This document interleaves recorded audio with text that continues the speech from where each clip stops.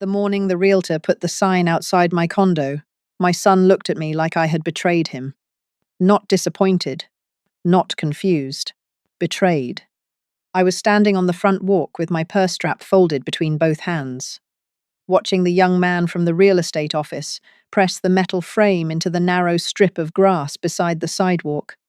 The sign was clean and bright, with my unit number printed neatly underneath. Behind me, the lake was still grey from the morning fog, and the balcony Paul had loved sat quiet above us. That balcony had been my place for 5 years after my husband died. Coffee before sunrise, library books in the afternoon. A little pot of rosemary I never could keep alive more than one season. It was not a mansion. It was not some grand estate. But it was mine. More than that, it was the last place Paul had chosen for me. Then Darren's SUV turned into the lot. His wife, Kelsey, was in the passenger seat. She saw the sign first. Her mouth opened a little, and she put one hand on Darren's arm before he even parked. Darren stepped out fast, the way he used to when he was a boy, and thought anger could get ahead of consequences. "Mom," he said, staring at the sign. "What did you do?" I looked at him for a moment. My only child, 46 years old, tall like his father, but with none of Paul's patience in that moment. Kelsey got out slowly, her eyes moving from the sign to me and back again, as if she were trying to read a contract from across the parking lot.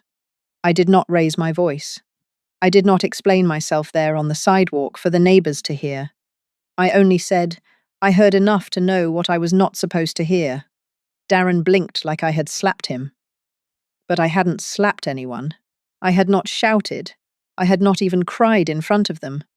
I had done my crying 2 weeks earlier, after Sunday brunch, when I heard my son tell his wife that I only needed to feel like losing my home had been my idea. That Sunday brunch had started like so many others in my condo. Quiet music from the little radio on the counter. Bacon staying warm in the oven. A bowl of strawberries by the sink.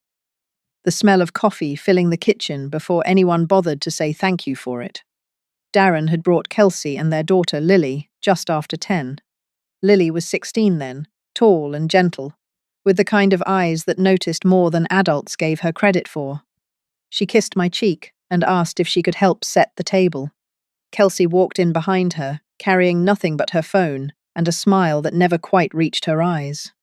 "Still keeping this place so warm, Marion," she said, slipping off her coat. "You must run the heat all day." I smiled and said, "Only when I have company." That was the sort of answer older women learn to give. Soft enough not to start trouble, clear enough to keep a little dignity. I was slicing strawberries when I heard Kelsey's shoes move from the dining area into the living room. Then came the little metallic snap of a tape measure. At first, I thought I had imagined it. Then she said, "If we took that wall unit out, our sectional would fit right there. The light would be perfect. Our sectional. Not yours, not someday, not if." Darren gave a low laugh, nervous and careless at the same time. "Kelsey," he said, but there was no warning in it. She answered, "What? I'm just looking." I kept my eyes on the strawberries. One red half, then another, falling into the blue glass bowl Paul had bought me at a church sale years before. Then Darren said it. "Don't worry, Mum won't fight us. She just needs to feel like it was her idea." The knife stopped in my hand. For a second, all I heard was the coffee maker clicking off. Lily went quiet in the dining room. I could have walked in there. I could have asked him what he meant. I could have made everyone uncomfortable.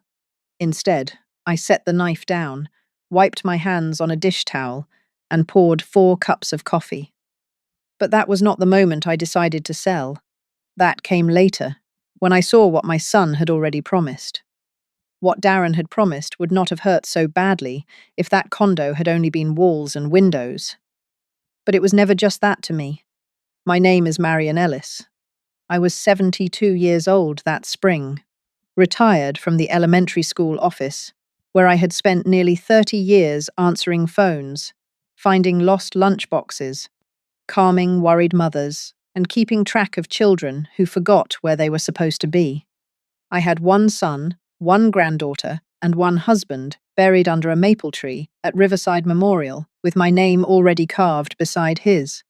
Paul and I were married 47 years. We did not begin with much. Our first apartment had pipes that knocked all winter, and a kitchen so narrow, Paul used to say we could cook dinner and wash dishes without moving our feet. Later came the little ranch house where we raised Darren. The roof leaked twice. The furnace quit one January. I clipped coupons, packed lunches, stretched chicken into 3 meals, and told myself comfort could wait. Paul said the same thing, only quieter. He worked maintenance at the county building, and he could fix almost anything with a toolbox and patience. Every Friday, he put a little money away. Not much. Sometimes $20, sometimes less. He called it our someday fund. When Darren was grown and Paul's knees started bothering him, we finally used that fund for the condo by the lake. It had an elevator from the garage, wide hallways, good light in the afternoon, and a balcony just big enough for 2 chairs and a small table. The day we signed the papers, Paul stood in the living room with his hands in his pockets, looking out at the water like he had built the lake himself. "This place is for your peace," he told me, "not anybody else's convenience." At the time, I laughed and told him not to be dramatic. After he died, I understood. That condo was where I learned to sleep alone, where I stopped setting out 2 coffee mugs, where I folded his sweaters one last time and still kept his reading chair by the balcony door because moving it felt too final. To Darren and Kelsey, it may have looked like square footage, a good view, and a better school district. To me, it was the last promise Paul ever kept. That was why I noticed when their concerns started sounding less like love and more like planning. It did not happen all at once. If it had, maybe I would have called it what it was sooner. At first, Darren came by with small questions. He would glance at the hallway light and ask if I was still changing bulbs myself. He would look toward the balcony and say the railing seemed low, though it had passed every inspection when we bought the place. He asked if the elevator ever went out. He asked if the maintenance fees were getting hard to keep up with. He asked whether I had updated my emergency contacts. He said all of it gently. That was the trouble. Cruelty is easier to recognize when it comes with a raised voice. It is harder when it wears your son's face and uses the word worried. "I just don't want you overwhelmed, Mum," he told me one afternoon, standing in my kitchen with his hands around a mug of coffee he had not thanked me for making. "I'm not overwhelmed," I said. "I know," he answered too quickly, "but you might be someday." Kelsey was smoother about it. She never said, "We want your condo." Not then. She would leave a glossy brochure on the corner of my kitchen table, pretending she had forgotten it. "Those senior villas are actually beautiful," she said once, tapping one with her fingernail. "They have activities, people your age, less upkeep." "I have activities," I said. "I watered my fern this morning and argued with the crossword." She smiled like I had made a joke that proved her point. Later, I learned their rent had gone up again. Darren had taken a pay cut after changing jobs, and Kelsey's mother had been making little comments about how long they planned to keep renting. I can understand pressure. I have lived under plenty of it. But pressure does not give you permission to start counting someone else's rooms. Then came the comments about space. "You barely use the second bedroom." "That dining table is too big for one person." "This view is wasted if nobody comes over." One Sunday, while Lily was helping me dry plates, Kelsey stood in the living room and looked around like she was viewing a house online. "This place really should be used by a family," she said. Lily's hands stopped moving on the dish towel. Darren heard it. I know he did, because his shoulders tightened. But he said nothing. That silence hurt more than Kelsey's sentence. After that, I began noticing Darren's words. He stopped saying, "your condo," and started saying, "the condo." He asked where I kept insurance papers, whether I had updated my will, whether my paperwork was simple. They thought I did not notice the words changing. But women my age notice when love starts sounding like paperwork. And Paul God bless him, had left me a folder for exactly that kind of day. Paul had always been a man who believed worry should be met with a screwdriver, a list, or a signed paper. When his diagnosis came, he did not fall apart in front of me. He got quieter, more careful. He started labeling things. The furnace manual went into one drawer, warranty papers into another, bank statements into a file box with tabs so neat they made my heart ache. And then there was the blue folder. It was an ordinary folder from the office supply store, the kind with two pockets and a little metal fastener in the middle. Paul wrote on the front in black marker, "For Marion, important." I hated that folder at first. Not because of what was inside it, but because of what it meant. It meant Paul was preparing to leave me. It meant he was thinking about days when I would have to sit at that kitchen table without him and make decisions he used to help me carry. Inside, he placed the condo deed, the insurance policy, the property tax records, a list of account numbers, and the business card of an estate attorney named Ellen Whitmore. There were copies of everything, because Paul believed one copy was never enough. He even paperclipped a spare key envelope to the back pocket, though he had written in small letters across it. Use wisely, not out of guilt. For months after his funeral, I could not open that folder without feeling like I was hearing his voice from another room. So I kept it in the bottom drawer of the hutch, under the table linens we used on Thanksgiving. Every now and then, I would touch the drawer handle and tell myself I should review things. Then I would make tea instead.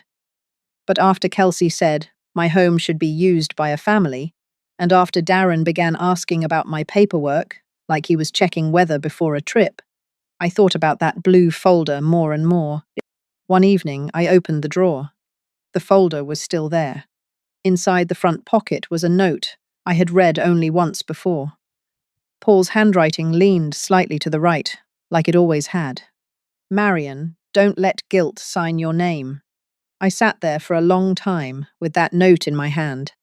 And the next time Kelsey came over, she made it much harder for me to pretend I had misunderstood. It was a Saturday afternoon, the kind with thin winter light coming through the balcony doors. I had made chicken salad sandwiches because Darren used to like them with extra celery, and Lily had asked if I still had the little glass plates with flowers around the edge. I did. Of course I did. Grandmothers keep those things. Kelsey arrived wearing a cream coat and carrying a tote bag large enough for a weekend trip. She kissed the air near my cheek and said, "This place always smells like old furniture polish." Darren gave a small laugh, as if that softened it. I told her lunch was almost ready. While I carried plates from the kitchen, Kelsey wandered into the living room. At first, I thought she was just looking out at the lake. Then I heard that sharp little click again. The tape measure. She pulled it from one end of the wall to the other, right beneath the framed photograph of Paul and me on our 35th anniversary. Then she moved toward the corner where Paul's reading chair sat. That chair was faded brown leather, cracked along one arm, where his elbow had rested for years. It was not stylish. It did not match anything Kelsey would have chosen. But Paul had read every newspaper in that chair. He had held Lily there when she was a baby. He had fallen asleep there during ball games with his glasses sliding down his nose. Kelsey tapped the wall behind it with her fingernail. "If this chair was gone," she said, "we could put built-ins here, maybe paint the room a warm white. It would brighten everything." I stood there with a plate in each hand. Lily looked down at the napkins she was folding. Darren cleared his throat. "Kels, maybe not right now." But he did not say, "This is Mom's home." He did not say, "That is Dad's chair." He did not say, "Put the tape measure away." Kelsey only smiled and rolled the tape back in. "I'm just thinking ahead," she said. There it was again. Ahead. As if I was not standing in the present, breathing, remembering, owning. I set the plates on the table carefully, because dropping them would have given everyone a reason to talk about my age, instead of their behavior. If it had only been the tape measure, I might have swallowed the hurt. But then I noticed the spare key was gone. It had always hung on a small brass hook inside the pantry door, tucked behind a calendar from the pharmacy. Paul had put it there years earlier, After I locked myself out carrying groceries, Darren knew about it because I had told him once, back when knowing things about my life still felt like trust. After they left that afternoon, I stood in the pantry with the door open and stared at the empty hook. For a minute, I tried to explain it away. Maybe I had moved it. Maybe I had given it to Darren during a storm and forgotten. Maybe Paul had put it somewhere else before he died, though I knew that was nonsense the moment I thought it. Older mothers are very good at making excuses for their children. We call it understanding. Sometimes it is only fear wearing a nicer dress. I closed the pantry door and went to the kitchen table. The plates were still stacked by the sink.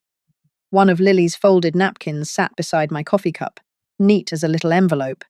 Paul's photograph was on the windowsill, the one where he was holding a fishing pole and squinting into the sun. I looked at that picture and finally let myself cry. Not loud, not the kind of crying that shakes the walls, just quiet tears that came because I was tired of pretending not to understand. I thought about Darren at 28, when his first business failed and Paul and I quietly paid 3 months of his mortgage so he would not lose the house. I thought about the envelopes of grocery money I slipped into his glove compartment after Lily was born. I thought about school pickups, dentist appointments, birthday cakes, and the winter. I drove across town every afternoon because Kelsey said daycare was too expensive. I never kept a scorecard. That was the difference between love and alone. But sitting there that night, I understood that my kindness had been counted as availability. My silence had been counted as agreement. My home had been counted as something waiting for them. I wiped my face with a paper towel because the good napkins were still damp from lunch. Then I opened the hutch drawer and took out Paul's blue folder. The note was still inside. Don't let guilt sign your name. That was when I stopped waiting for my son to choose me. By Monday morning, I started choosing myself. I did not do it dramatically. I did not slam doors or write long messages. I did not call Darren to accuse him of anything. I made oatmeal, washed the bowl, put on a navy cardigan, and sat at the kitchen table with Paul's blue folder open in front of me. My hands shook a little when I dialed the number on Ellen Whitmore's business card. Ellen had been Paul's attorney years before, when we bought the condo and updated our wills after Lily was born. I remembered her as a calm woman with silver glasses and a way of explaining legal things without making you feel foolish. When her receptionist answered, I almost hung up. Then I looked at Paul's note again. So I said, "This is Marion Ellis. My husband was Paul Ellis. I need to review my property documents." 2 days later, I walked into Ellen's office with the blue folder tucked under my arm. The waiting room smelled faintly of lemon polish and printer paper.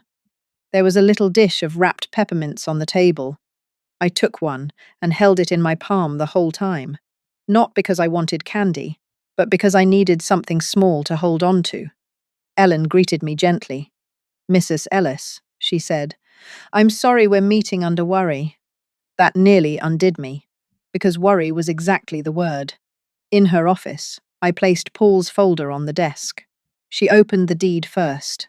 I watched her read it carefully, line by line, the way Paul would have wanted. Then she looked up at me. "The condo is solely in your name," she said. "Your son has no ownership interest."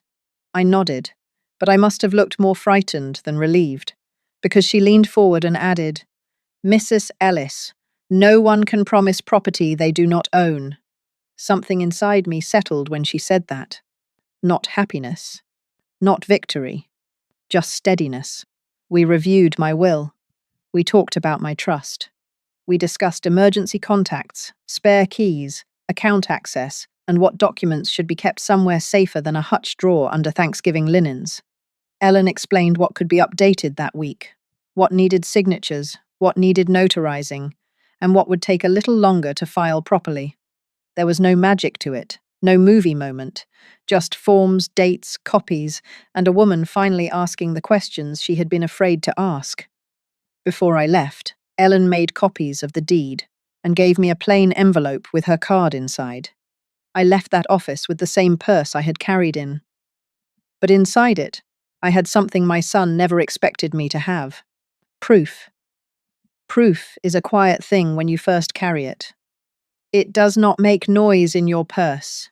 It does not announce itself at the dinner table. It does not change the face you show the grocery clerk or the woman who asks how your day is going at the pharmacy. But it changes how you stand. Over the next 10 days, I did the small things Ellen told me to do. I took the original deed and Paul's blue folder to a safe deposit box at the bank. I made a copy for the fireproof lockbox in my bedroom closet. I spoke to the building manager, Mr. Alvarez, and asked him to remove Darren's name from the informal emergency key list. He looked surprised, but he did not pry. "Of course, Mrs. Ellis," he said. "I'll update it today." I also asked a locksmith to rekey the door. When he handed me the new keys, I put one on my ring and one in the lockbox. No hidden spare, no hook behind the pantry calendar. If the old key had simply been misplaced, then no harm was done. If someone had taken it, then the harm stopped there. That simple decision felt like a door closing softly.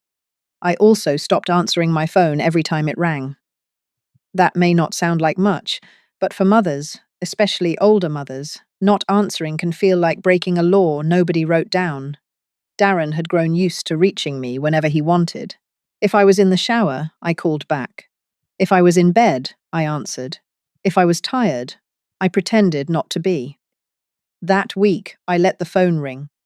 The first message came from Kelsey. "Just checking in. You seemed a little off Sunday. Hope you're not upset." Not sorry.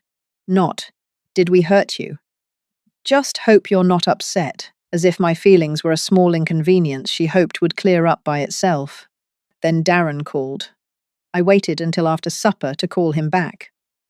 "Mum," he said, with that careful voice people use when they are trying to sound patient, "why are you being so hard to reach?"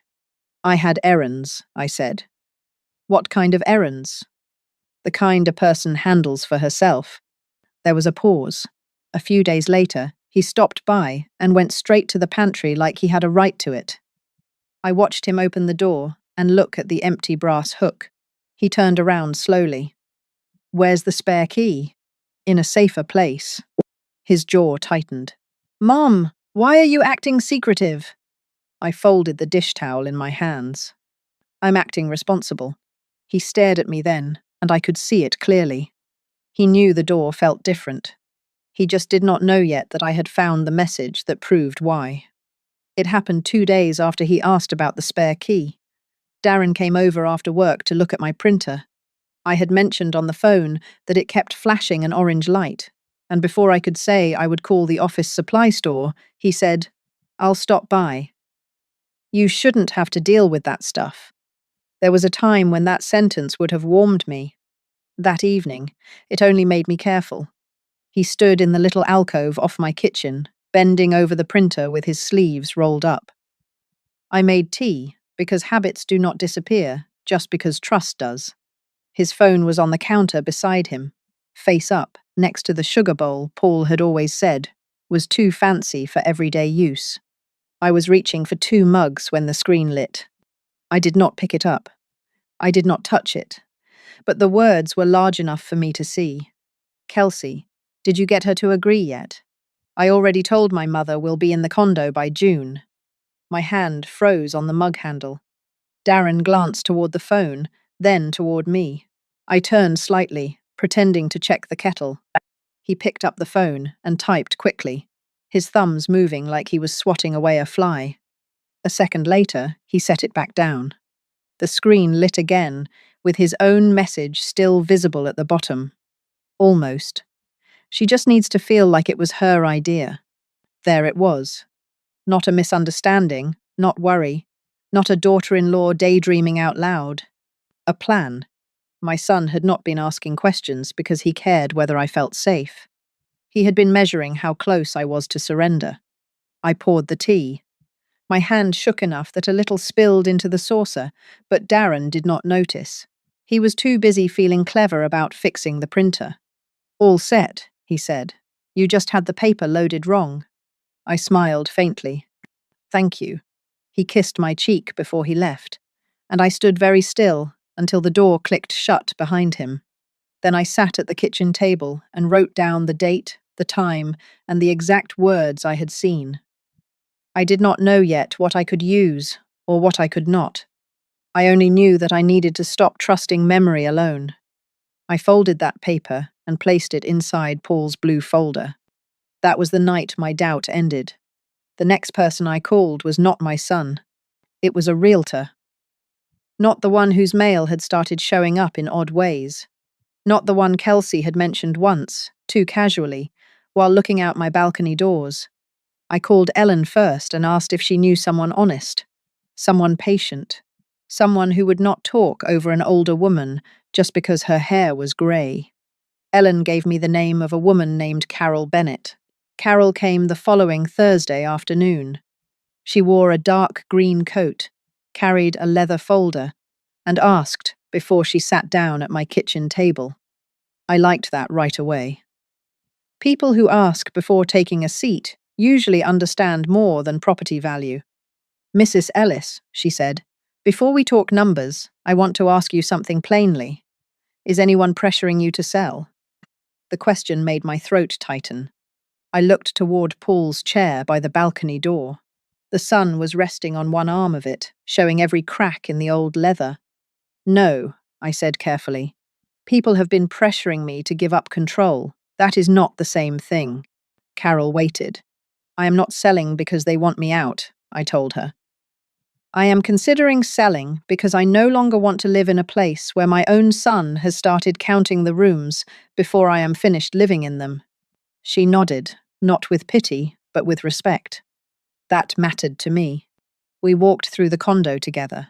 She looked at the balcony, the kitchen, the second bedroom, the view of the water. She told me what repairs might help, what was unnecessary, what the market looked like, and how long things might take. She did not promise miracles. She did not say it would sell overnight. She explained the listing agreement page by page and told me I could take as much time as I needed. That evening, I sat alone with the papers spread across the table. Paul's blue folder was beside them. His note was on top. "Don't let guilt sign your name." I read every line. Then I read them again. The next morning, I signed. Not because Darren had pushed me, because he had shown me what staying would cost. Carol asked when I wanted the sign placed outside. I looked at the calendar. Sunday would have been too dramatic. Monday would have felt like hiding. So I chose Wednesday morning, when the building was quiet and the lake usually held a little fog. What Darren didn't know was that the next signature was not his to ask for. They thought the sign would mean I had lost. They did not know I had signed for it myself. That was why Darren looked so angry when he followed me inside that morning. Anger is easier than fear, and I could see fear sitting underneath his voice like a second person in the room. Kelsey came in behind him, her purse tight under one arm, her eyes moving over my walls as if she were already watching them disappear from her plans. I closed the door softly. I did not offer coffee. Some moments are not helped by politeness. Darren stood in the middle of my living room and pointed toward the window, where the sign was still visible beyond the walkway. "Mom, you can't just sell the family condo without talking to us." The family condo? There it was, finally said out loud. I walked past him to the kitchen table and placed Paul's blue folder in the center. My hands were steady. I remember noticing that. After all those nights of shaking hands and tired eyes, they were steady when it mattered. "This was never the family condo," I said. "It was my home." Kelsey let out a small breath. "Marion, nobody is trying to take anything from you. We were only worried. This place is too much for one person." I opened the folder and took out the deed. "Then you should have asked one person," I said. "Me." Darren glanced at the paper, but did not reach for it. "The deed is in my name only," I told him. "Your father made sure of that. You have no ownership, no authority, and no right to promise this place to anyone." His face changed then. Not completely. Just enough for me to know he understood the first door had closed. I took out the next papers. My trust has been updated. My care comes first. Lily's education has been provided for in a way no one else can touch. Your name has been removed from informal access to my building key and my documents. Kelsey's cheeks coloured. That seems extreme. So did measuring the wall behind your father-in-law's chair. She looked away. Darren rubbed his forehead. Mom, Kelsey was just thinking ahead. You're making this sound worse than it was. I reached into the folder and unfolded the paper where I had written the date, the time, and the words I had seen on his phone. I had also printed the messages Ellen told me I could keep for my own records. I read them once, quietly. Did you get her to agree yet? I already told my mother we'll be in the condo by June. Then his reply. Almost. She just needs to feel like it was her idea. No one spoke. The refrigerator hummed. Somewhere outside, a car door shut. Kelsey stared at the table, and Darren looked at me like he was seeing someone older than his mother and stronger than he had planned for. Finally, I placed Paul's note on top of everything. Don't let guilt sign your name. Darren's eyes went to his father's handwriting. That was the first time. He stopped looking at the papers like they were obstacles. He looked at them like they were Paul standing in the room with us. His mouth opened once, then closed. I knew that look. I had seen it when he was a boy and had broken something important, hoping no one would notice. Dad wrote that? He asked. Yes, I said. Because he knew me. He knew I might confuse guilt with love if he was not here to remind me. Darren looked down. For one small moment, I saw shame reach him before pride pushed it away. Mom, he said quietly, I didn't think it would go this far. No, I said. You thought I wouldn't. Kelsey folded her arms. We were trying to plan for the future. I looked at her then. Concern stops being love when it comes with a tape measure. That was when Darren sat down. He did it slowly, like his knees had remembered something his pride had forgotten. For a moment, he looked almost young to me. Not innocent. Just young. The same boy who used to come home with grass stains on his jeans and expect me to know where every lost thing belonged. But he was not a boy anymore. He was a grown man who had let his wife measure my living room while I served lunch. A grown man who had promised away a home his father bought to protect me. Kelsey was the first one to speak. So what are we supposed to do now? She asked. Not, I'm sorry. Not, we hurt you. Not even, we were wrong. Just what are we supposed to do now? That told me more than any apology would have. You will do what other families do, I said. You will live in a home that belongs to you. Darren stared at the folder. Mom, I didn't mean for it to sound like that. I believe you, I said. I don't think you meant for me to hear it. His face tightened, but he had no answer. They left without shouting. Kelsey walked ahead of him, stiff-backed and silent. Darren paused at the door like he wanted me to stop him, comfort him, make the moment easier the way I always had. I did not. That evening, my phone rang 3 times. Darren. Darren again. Then Kelsey. I let each call go to voicemail. Not because I stopped loving him in one afternoon, but because I had finally learned that love did not require me to answer every demand. The next day, Lily called. Her voice was small. Grandma? Hi, sweetheart. There was a pause long enough for me to hear her breathing. Are you moving because you want to? She asked. Or did they make you feel like you had to leave? That question nearly broke me. I sat down in Paul's chair and looked out at the lake. I am moving because I choose to, I told her gently. But I had to choose after I learned what people were planning without me. She cried then, quietly. I saw Mum measuring the wall, she said. I should have said something. Oh, honey, I said, you are a child. It was never your job to protect me from grown people. She sniffed. I don't want you to think I wanted your home. I know, I said, and that is why I can still open my door to you. And I understood that what Darren and Kelsey had lost was not just a condo. They had lost the right to be trusted with my peace. Once I understood that, the rest became quieter than people might imagine. There were no dramatic scenes in the hallway, no police cars, no screaming in front of neighbours. Just appointments, signatures, boxes, and the slow work of choosing what deserved to come with me. The condo did not sell overnight. Carol made sure I understood that from the beginning. There were photographs to take, small repairs to approve, showings to schedule, and papers to read with my glasses low on my nose. I refused to rush. That mattered to me. I had been pushed in my own home long enough. I would not let even freedom hurry me. The sale took weeks. During that time, I watched the lake change from grey to silver to blue, depending on the weather. On one of my last mornings there, I sat on the balcony with coffee and said goodbye without making a ceremony of it. Some goodbyes are too private for speeches. Ellen helped me place the proceeds into the trust we had discussed. My care came first. Housing, medical needs, daily comfort, the ordinary dignity of not having to ask anyone for grocery money or permission. After that, a portion was set aside for Lily's education. Not money handed to Darren, not money Kelsey could borrow against. It would be paid directly for school expenses when the time came. Another portion became something I had not expected at first. A small scholarship in Paul's name for older women going back to school. Paul would have liked that. He believed a woman should always have a way to stand on her own feet, even if her knees hurt a little.